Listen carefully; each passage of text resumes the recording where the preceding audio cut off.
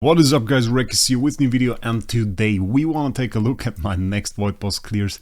We got boss 6, 7 and 8 here. We managed to clear them all actually pretty much perfectly. We lost a few points on the last one, which apparently because I took too many rounds to clear it, so lacked a little bit of damage there. Yesterday this didn't go quite as well, I have to say. I used another team, didn't have proper damage dealer set up, was all not quite that good. Today, well, really not as good as well. We can still improve so much. This Aspen there is like one of the main damage dealers I use. It was Aspen as LFA and then like ATD.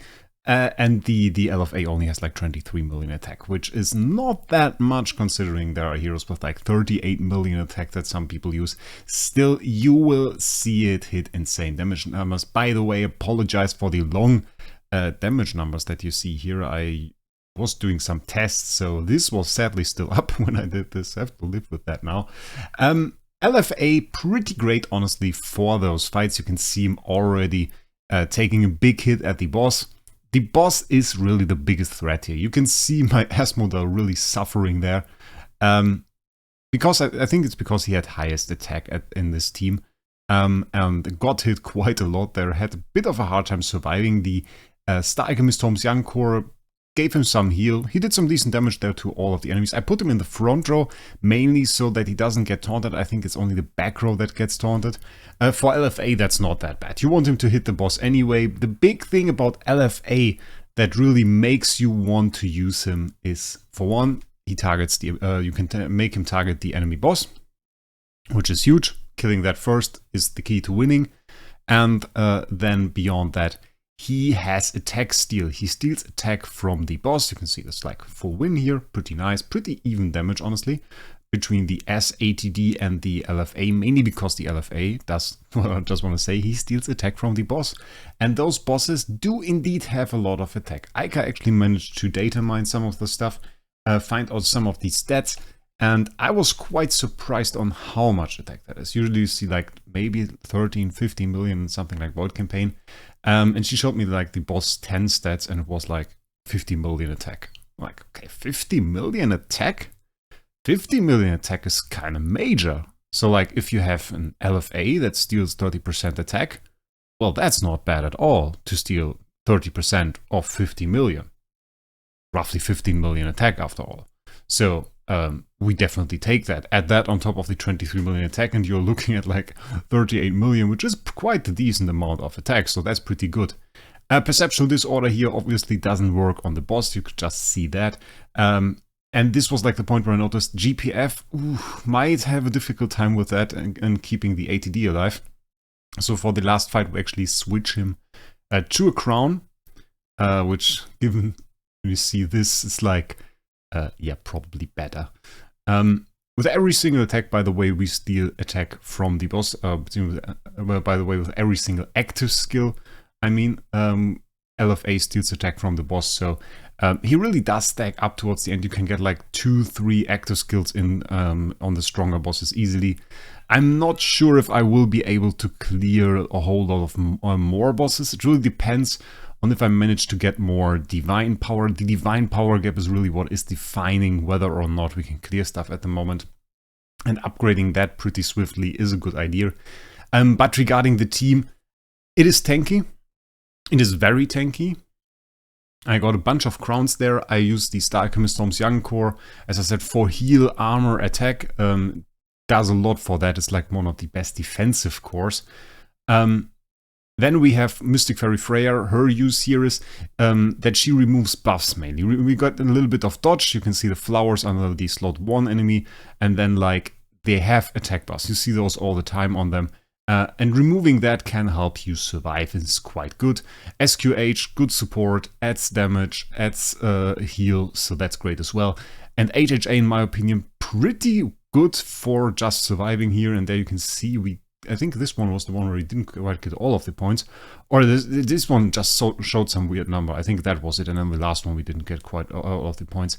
HHA died on the last one as well. Was a bit weird. Well, anyway. So HHA for shields. MFF for just removing the buffs and getting some dodge, which is nice. And then we have the Star Alchemist Tom's Young for survivability, SQH for buffs, and the LFA really as the probably best damage dealer that we have for this game mode, because, well, he is destroying the boss in most cases. You can see, by the way, once LFA does his first active skill, yeah, that is a huge difference. Like, I just tell you, go a little bit back, just take the second, go a little back and check out the first active skill we did on the last boss, and then check out the one we did on the boss before. And there you can see that's like a huge difference. That's definitely insane. Part of it is, of course, if we can get the boss to like 70% with the first hits, that adds a lot to the damage. And here you can also see my LFA in Unbending Will. So maybe for the next time, I will have to go for Crown. GPF in general a little bit better, pretty defensive artifact, and still you get a little bit of all damage dealt, which is nice. But yeah, like the switch from turn 2 to turn 3 is a bit hard to survive. It is indeed a bit hard to survive. Seeing those HP values really makes you think like maybe it is worth to go for Ferric Investor. But then again, I'm not sure that would change too much, because we are healing back up right now. Takes a second, but we are perfectly fine doing that for now. And I have to see what's all about for the next bosses. There we lost the HHA. Quite hard to see actually to what we lost him. But you will see again, once the boss is dead, this gets a whole lot more relaxed, because the boss has most of the abilities that really are a problem for us. Those minions here, they are pretty easy to control, so not much of a problem there at all. Another damage dealer, by the way, that I would like to see and that I'm eagerly waiting to get some footage of is a pretty high upgraded Starving Jar. Because she also steals attacks, so might just be not too bad. Then again, well, she isn't known to be the best boss damage dealer. She could CC the minions though, which would be kind of fun. But yeah, here you see like the incoming damage really not insane anymore. We don't have counterattacks anymore once the boss is gone.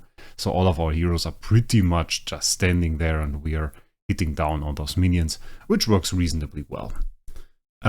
So after we finish this fight, let's take a look in game to see the stats, the heroes that I use, and this tactic for the upcoming fights. So that's basically our LFA. Keep in mind, he has a lot more stats now than when I actually did the video. When we did the video was around 23 million, a little bit below even.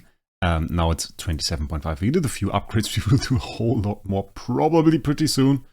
I did a small, well, pretty small mistake. If you saw the other video, well, depending on the order they release, from the Atlantic Asylum, I got like core chest, and well, I streamed last night with Barry, and I was very, very tired afterwards, because it was like, we streamed from 1:30 AM to 5:30 AM. I went to work at like 8. Yeah, that was something. Worked out quite well in the end. I was quite fit. Now I'm no longer quite fit, but what happened was, yeah, I misclicked. I wanted LFA core shards, I clicked on Starving Jar core shards, and now I have a support ticket open, and I guess they are going to fix it, but until then, yeah, well, no LFA is sending, so that's the thing. LFA, we got GK Defier, which I think is pretty good for those bosses. Not in general for Star Expedition, though you can argue about that. You can argue about that some people like to use Defier, and there are certainly some very good hits. I think it's perfectly reasonable to use it. We have Giant Kill Defy crit damage, pretty good roll, 6,500 attack on the copy, A-1, so nothing uber fancy here. 3-star gear. I use Holy Damage, Skill Damage Stone with like GPF, it was what we had. We have all damage dealt here, which is nice. Crit damage reduction. Crit damage reduction, not as effective as it usually would be, because like the counterattacks, they don't crit, they just deal damage. So that is kind of a problem here, because we don't really get advantage from this stat. So in general, the crown is a little bit more effective in those early rounds, and surviving the first 2 rounds is honestly quite difficult. And then it's mostly about, do you get to kill the boss? Can you kill the boss? If you can do that, then you're mostly fine. If you can't, well, that's a problem. I just go with double attack with lethal fight back. I don't go for balance strike. You could try that, but I think this this damage in the first 2 rounds is like too scary to really go for that. Like that can easily hit you into Unbending Will. At that point, I'd rather have that than a little bit of bonus damage. Control Purify. is not really needed. I mean, they are not too insane in terms of stuff they throw at you. It's like not like a lot of CC. I mean, like you have to watch a little bit out for the taunt. That can be devastating if you want to run like an ATD. That in best case you would want him to hit all of the heroes. You probably put him in the front row, not in the back row, because otherwise, well, the taunt will get him and that will be annoying. But taunt on LFA doesn't matter at all. So it's not like it's the most devastating CC. It's not like it's really a hard CC. It just makes you hit the boss, which LFA is perfectly fine with.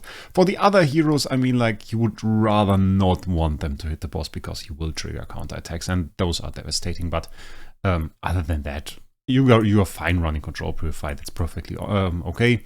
You have damage reduction, crits, and crit damage, which is probably not what I set up last time.